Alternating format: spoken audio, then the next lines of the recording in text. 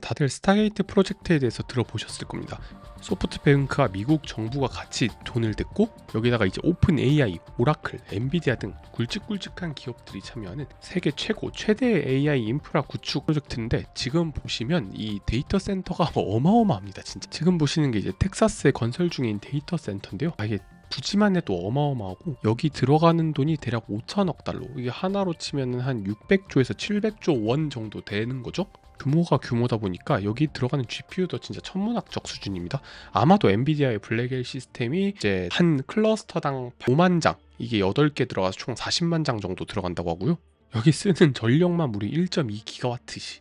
저 1.2기가와트시면 진짜 말도 안 돼. 저는 이런 용량을 처음 보는데 어쨌든 그 정도 들어간다고 합니다. 벌써 이제 토지는 다 지었고 건물의 간단한 외장 정도는 나온 상태예요. 이게 2026년 중반, 그러니까 지금으로부터 한 1년 후쯤에 완공이 된다고 합니다. 오늘은 이 스타게이트 프로젝트와 더불어서 최근 데이터 센터, 클라우드 시장에 완전 새로운 트렌드가 생기고 있는데 요거를 한번 딥하게 파보도록 하겠습니다. 자, 오늘은 이제 새로운 클라우드 얘기들을 좀 해보겠습니다. 흔히들 네오 클라우드라고 이름을 지었는데, 원래 기존 클라우드 시장 구조는 이 3사 있죠. 3사 하이퍼스케일러라고 아마존 웹 서비스, 마이크로소프트 애저, 구글 클라우드, 요 3사가 사실상의 80%의 점유율을 가져갔단 말이죠. 그런데 최근 AI 시장이 엄청나게 커지면서 빈틈이 생겼어요. 그 빈틈을 노린 기업들이 바로 이 코어위브라는 기업과 오라클, 네비우스, 이런 기업들이 이제 또 떠오르기 시작했습니다. 아까 보시면 코어위브 IPO 때 40달러였는데 벌써 165달러까지 올라갔고요. 오라클 같은 경우에도 최근에 거의 2배 정도 폭등을 했어요. 그리고 제가 진짜 재미있는 자료 하나 보여드릴게요. 하이퍼스케일러, 아마존, 구글, 마이크로소프트 점유율이 거의 80%, 90% 가까이 되죠? 그런데 아직까지 코어위브 점유율은 2%, 오라클의 점유율은 5%밖에 안 돼요. 근데 이번 25년에 엔비디아 GPU 이거 누구한테 공급했나 보니까 코어위브한테 11%, 오라클한테 19%나 공급을 해줬어요. 도대체 왜 이런 쟁쟁한 회사들 냅두고 네오 클라우드 업체에 제공을 했을까요? 자, 여기서 오늘 아주 재미있는 얘기가 나올 거예요. 여러분 다들 이런 말들 들어보셨을 거예요. 빅테크들이 자체 칩을 개발한다, ASIC 칩을 개발한다. 네, 맞습니다. 이게 엔비디아 GPU의 통제에서 벗어나고자 각자 자체 칩들을 열심히 만들고 있어요. 제가 이제 실리콘밸리발 찌라시들을 들었을 때 마이크로소프트는 본인들 칩을 살짝은 포기한 느낌이더라고요. 요새 좀 잘 안 되는 것 같고, 그래도 구글의 TPU나 아마존의 트레이니움, 인퍼런시아 같은 자체 칩들은 생각보다 잘 되고 있어요. 실제 양산을 하고 있는 몇 안 되는 회사 중에 하나거든요. 빅테크가 엔비디아 칩에서 독립하려고 하는 것처럼 엔비디아도 빅테크, 그러니까 이 클라우드 3사의 영향력에서 벗어나고자 새로운 소비자를 찾아야겠죠. 그게 바로 이 코어위브와 오라클입니다. 심지어 코어위브를 지원하는 이유 중에 가장 큰 이유는 엔비디아 본인들이 투자했기 때문이요. 보시면은 이제 엔비디아 투자 금액 중 투자 포트폴리오인데 대략 엔비디아 코어위브에 투자한 게 한 몇 조 정도 됩니다. 그러니까 사실상 자식과도 같은 그런 파트너십을 맺고 있는 거죠. 그리고 엔비디아가 어느 정도로 밀어주냐면요, 엔비디아 최신 제품 블랙엘, 그것도 GB300 NVL70이라는 진짜 완전 최신 제품을 누구한테 가장 먼저 주느냐라고 보니까 코어위브한테 가장 먼저 줬어요. 굉장한 애들 다 제끼고 1파다 1타로 가져간다는 뜻이 뭐겠어요? 그냥 정말이지 강력하게 밀고 있다는 뜻이에요. 그리고 덕분에 코어위브 같은 경우는 오픈 AI나 다양한 AI 기업들과 완전 친밀한 관계를 맺고 서비스를 제공을 해주고 있습니다.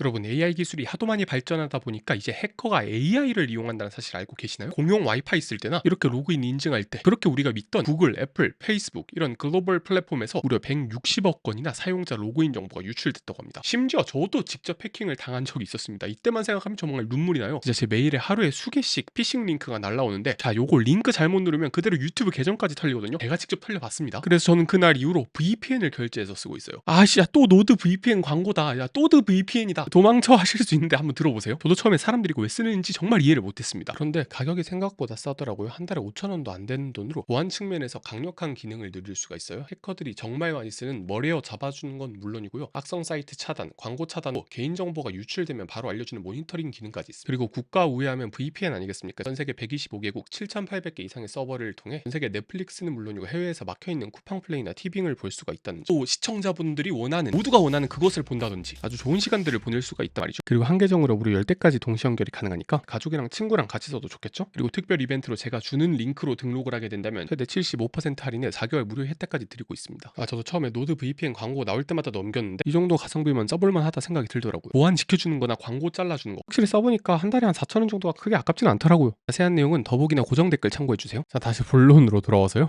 2024년에 매출 성장률이 750%가 나왔어요. 737%대 정확히 말하면 그냥 말도 안 되는 수준으로 매출액이 올라가고 있죠. 지금 이거 거의 수직 상승하고 있고 25년도 제가 알기로 예상 매출 성장이 한 150%가 넘어가고 있어요. 이러다 보니까 주가가 막 4배씩 오르는 거예요. 엔비디아가 밀어줘서 잘 나오는 거 아니냐, 그럼 코어 위브의 장점이 뭐냐라고 물어보실 텐데, 먼저 가장 큰 장점은 GPU 활용률이 있습니다. 이게 대략 75% 정도 뽑히거든요, GPU 활용률이. 다른 회사들 보면 AWS 35%, 구글 클라우드 40% 정도로 뽑고 있으니까 거의 2배 정도 효율적으로 이용한다고 봐야겠죠. 이것도 다 이유가 있는데, 정확히 말하면은 베어메탈 아키텍처를 사용하기 때문이에요. 이제 다른 클라우드 업체들, 하이퍼스케일러들은 하이퍼바이저를 통해서 가상화 레이어를 만들어서 이걸 배분을 해주는 시스템이 있는데, 말이 좀 어렵죠. 제가 조금 더 쉽게 설명하자면, 이 AWS, 구글, 마이크로소프트는 여러 가지 클라우드 서비스들을 제공을 해줘요. 이건 범용이잖아요, 그만큼 크고. 근데 코어 위브는 진짜 AI에 몰빵 쳤습니다. 그냥 AI만 제공을 하기 때문에 훨씬 더 GPU 활용률을 효율적으로 쓸 수 있는 거예요. 다른 데 분배할 필요 없이 그냥 진짜 베어메탈 이걸 그냥 하드웨어에 바로 올려버립니다. 그래서 이제 GPU 활용률이 가장 높아요. 그리고 이렇게 효율적으로 사용할 수 있으니까 비용도 낮습니다. 이게 아주 매력적인 가격이에요. 아마존에서 H100 GPU, 엔비디아 GPU를 쓰면 시간당 대략 $80가 나오거든요, 한 대당. 그런데 제가 후술할 오라클에서 쓰는 거나 코어 위브에서 쓰는 거는 이제 아마존이나 애저에 비해서 확실히 저렴해요. 30%에서 40% 가까이 저렴하다 보니까 고객층이 엄청나게 몰리고 있어요. 저 같아도 당연히 똑같은 성능이면 오라클이나 코어 위브 갈 것 같아요. 제가 물어보니까 이제 기존 회사들 중에 기존 기능은 아예 그냥 아마존 쓰는데 AI 기능만 코어 위브로 떼서 갖다 놓고 이런 식으로 많이 활용을 하시더라고요. 그리고 이 세미 애널리시스라고 반도체 리서치 중에서는 거의 최고 수준의 리서치 회사가 이번에 GPU, AI 칩들을 모아서 클라우드에 점수를 매겼는데, 코어 위브가 딱 하나 유일하게 플래티넘 등급을 받았어요. 그리고 나머지 골드에 있는 애들도 최근에 진짜 떠오르고 있거든요. 네비우스라든지 크로스오버라든지 오라클도 골드 등급에 들어갔고 애저도 골드 등급입니다. 그런데 아마존이랑 구글 클라우드는 조금 분발해야 되는 게 아닐까라는 생각이 들어요. 아니 그럼 코어 위브 지금 사야 되냐라고 물어보시는 분 있을 수 있는데, 제 생각에 밸류에이션은 조금 부담이 됩니다. 지금 기준으로 애널리스트 평균인 $76보다 훨씬 높아요.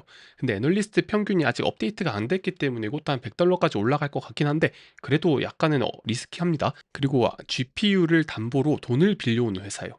그렇다 보니까 아무래도 이제 부채가 너무 많아서, 부채가 너무 많은 데 비해 이제 GPU라는 게 사실 기술 발전이 되면은 진부화된다고 하거든요. 감가상각비도 정말 많이 타는 편이고, 그래서 이제 엔비디아 의존도 거의 100%인 회사이기 때문에 개인적으로는 리스크가 좀 크다고 평가를 하고 싶어요. 물론 이 사업 모델 자체는 너무나 훌륭합니다. 이 빈 곳을 정말 잘 찾아서 들어갔어요. 그 다음에 이제 오라클에 대해서도 좀 설명을 해드릴게요. 일단 이 AI 인프라부터 조금 이해를 해야 되는데, AI 훈련 및 추론을 위한 인프라는 이 크게 5가지 정도로 분류를 할 수가 있습니다. 일단 완전 클라우드 기반으로 한다, 혹은 API 제공업체로 쓴다. 그다음에 이제 하이브리드나 전용 추론 제공, 완전 온프레미스. 위에 2개는 이제 완전히 코어 위브의 시장이에요. 그냥 코어 위브는 이 클라우드 기반으로 돌린다고 생각하시면 되고, 그런데 반대로 오라클 같은 경우는 이제 하이브리드나 전용 추론 제공, 완전 온프레미스를 제공을 해줍니다. 요 인프라단을 제공을 해주기 때문에 둘이 시장을 아마 잘 갈라먹었죠. 빈 곳을 잘 찾아 들었습니다. 그리고 오라클이 강할 수밖에 없었던 거는 이 멀티 클라우드 전략이에요. 사실 구글뿐만이 아니라 다양한 회사들과 멀티 클라우드 전략을 맺었습니다. 멀티 클라우드가 뭐냐라고 물어보실 텐데, 자, 이거는 이렇게 이해하시면 될 것 같아요. 만약 여러분이 회사를 운영하는데 딱 하나의 클라우드만 쓸 수 있을까요? 구글 클라우드를 썼다가 만약에 오류가 나면 어떡할 거예요? 그래서 이 온프레미스 자체 서버, 진짜 말 그대로 이건 물리적 서버를 가져가는 것이나 혹은 타사 클라우드를 이용하게 되는데, 이 중에서 가장 많이 쓰는 게 오라클 클라우드라는 겁니다. 오라클의 장점은 뭐냐면요, 구글이나 아마존, 애저에 있던 걸 그대로 백업을 가져올 수 있기 때문에 훨씬 더 편하게 쓸 수 있어요. 이게 오라클이 노리는 시장이거든요. 한마디로 말하면 백업 서버를 오라클에 바로 둘 수 있기 때문에. 그리고 이렇게 백업 서버를 두게 되면 여러 가지 이점이 있습니다. 본인들의 데이터 주권을 지킬 수가 있어져요.